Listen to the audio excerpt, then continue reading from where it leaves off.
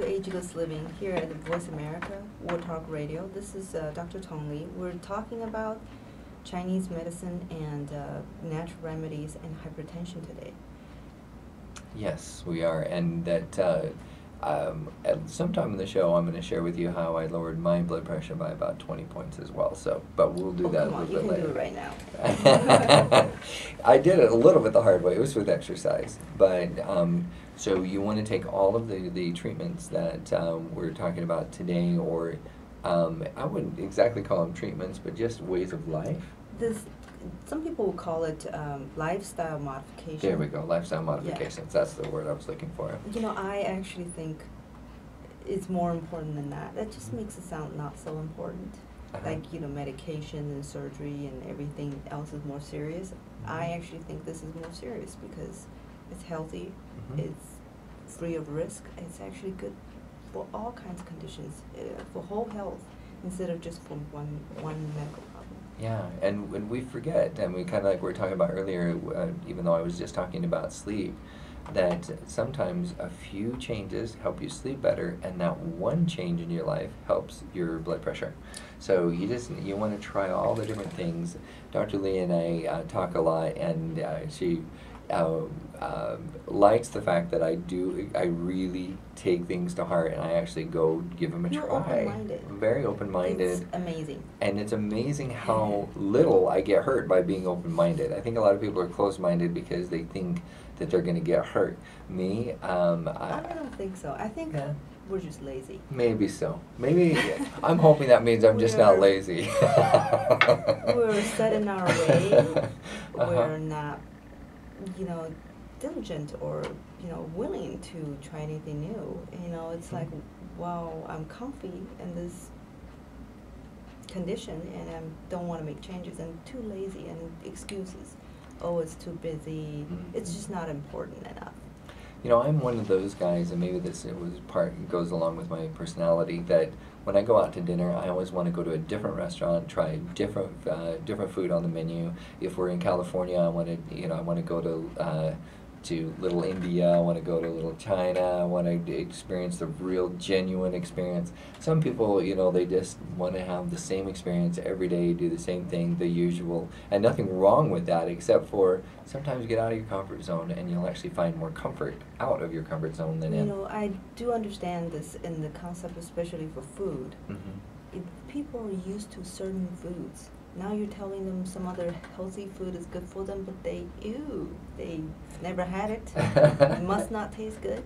Okay, in food sometimes I have had some losers, but I actually find in food that my taste expands, and also tastes go into the lifestyle taste. In other words, the things that I enjoy doing change because I'm able to experiment. One of the things I've experimented with is exercise, and you learn some things sometimes. So, for example, equivalent, I know this sounds a little bit strange, but I used to not like hot food. Now I love hot food. I experimented and I love hot food. So, but it gives, I don't know, there's an overall good feeling that comes along with hot food. No, I have a little comment here. Yeah. I think your diet has changed in whole, probably. It has. And because of that, your taste or your liking can change with it. I think you're right. Did you used to eat more meat? Yes, I eat less meat now than I used to. Right. I used to be almost a carnivore. Open-minded is another part of it. Yeah, very true. There's some also good news on the ways to make new or unusual or not things you're not used to taste better. That is the blender and the juicer. It's really true, and so I guess that's what I'm trying to say is once in a while you stumble across a tool that all of a sudden your life changes for the better, and everything, because you got out of your comfort zone, everything in your life is more comfortable because you found a new secret, a new way of life that is just amazing. And so even though I'm talking about taste buds in the initial conversation, I'm really referring to taste in life. That if you experiment a little bit with things like, Tai Chi, you notice I haven't tried Tai Chi yet. I may Google Tai Chi, and I am busy. I can't try everything at all times. However, There are some things that really are good suggestions, and why I love being on the show, and why I'm hoping that our listeners will also jot down a couple of things, and if they're life-changing, Yes, email Dr. Lee. Absolutely. When you have any feedbacks or any questions, give us an email at tongli.md@gmail.com. That's TONGLI.MD@gmail.com. Very good. Okay, so for example, if I had been a listener, I would have been emailing Dr. Lee at the email she just gave me and said, I got rid of 30 moles. So you did it at home, I did right? it at home. That's I did it right. at home. Got rid of 30 moles, and the thing is, it was a great experience. So, and that was from talking to Dr. Lee on the show. And that was fun too. And it was, by the way, relatively painless. Like, it was painful only in the healing process. There was the treatment itself was not I think we're painful. gonna make a show out of that. I think we probably should. I think it'd be a lot of fun. All right, so coming back to, these are just lifestyle changes, so make sure you take notes on the things that very non-invasively with this lifestyle modification can actually help you have a lower blood pressure. And the reason I was talking about the food is because some of the things I recommend, they're really known in China or in Chinese medicine to help with blood pressure, are probably not very common foods to average Americans. Oh, good point. And but you know what? We got blenders, we got juicers, we can make things work. And we can actually buy this stuff at places like the World Market that actually specialize in bringing in stuff from overseas. So. Right, and if you're motivated enough to, get healthy or get your blood pressure under control in addition to your medication, or reduce your medication amount with your doctor's guidance, these things can help. Absolutely. So I wanted to mention a couple of food items that are known to be very good for reducing blood pressure.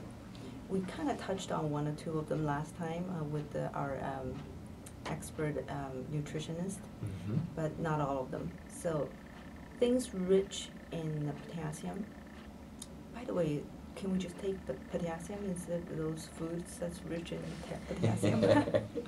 Would that if work? you're potassium deficient, maybe it's better than nothing, but much better absorption if you actually Do you just know get how it bad in foods. potassium tastes without food? Yeah, I actually do. This is actually not just a funny question because, could you imagine life with supplements and powders without any real food? That wouldn't even be fun either. Well, theoretically, that could be the case. Theoretically. Except recently, the new studies shown what supplements did not help. Did you read about that? Yes, I did. However, that study is being called into question as well by some people, but that's a different show, I think. Right. There are also people arguing that, well, if you take it 5 years, you won't see any results. But if you take 10 or 15 years, it will make a difference. But, so we'll have to wait for further studies. Sure, we will. But the bottom line is, I believe there's wisdom or properties of food. Not just I believe, I guess in some of the ancient Chinese medicine too, I learned from that. And different foods has different nature. And how you cook it and when you eat it and what you eat it with makes all the difference. Can I make a comparison? Of course. If you have ever read Cliff Notes, so for example, I was just talking about listening to The Monument Men. That's great. But going to the movie, I mean, if it was really that cool to just get a quick summary, you theoretically could walk to the theater, have them, you could pay them $9, and then they could tell you, and then they all died, and then you go home. I have a similar, example just like that. I'm saying you can travel the whole world on an airplane. Right, you saw it all. You saw it all. But no experience, and your Exactly. body didn't get going up and down the hills and walking and talking It's not and the interacting same. and relating and I everything. think that's a good analogy to eating the vitamins or supplements alone without food. Our body needs that overall experience. Yeah, it's not the same. Yeah. So those good foods can be eaten all kinds of different ways, including blending and juicing. Mhm. And things rich in calcium, potassium, and vitamin D are known to be related factors. I don't know if those things are causing the blood pressure to go down, but they're related, they're associated. They're good for our health and our blood pressure. So melons, oranges, dark chocolate, bananas, sunflower seeds, I love sunflower seeds. whole grain. This is controversial. Whole grain? Yes. Controversial? Yes. Do you know Oh, what because whole of grain has? gluten? Exactly. So this is an interesting. It's going to be an interesting debate about gluten. Yeah, I got Whole you. grain. How could gluten-free be good and whole grain be good at the same time? Well, because there's also fiber, and you need that fiber. Well, that doesn't diffuse that argument. Yeah, that's true. I could take psyllium. So we'll leave that argument out for now. Okay. But the whole grain is known to be good for a lot of things, including high blood pressure. Sweet potato is extremely good for a lot of things, anti-cancer and also lowering blood pressure. Mhm. Grapes, we know that, in wine form or just the fruit form. Uh-huh. Beans, berries, those are the more usual things that we encounter or we eat usually. And almost everything on that list is very enjoyable. Very That's right. enjoyable to eat. You can It's juice great. them, just eat them, or normal way of cooking. Mhm. There are a couple other things that's more commonly known in the Chinese medicine or Chinese food group. We'll go over that when we come back from the break. And maybe there's some ways I'll suggest how to prepare them to make them palatable, tasting good. Absolutely. I think we got some great ideas for you. So keep that pen and paper handy, and we're going to give some great ideas when you come back that could be life-changing. So don't go away. We'll be right back after the break. This is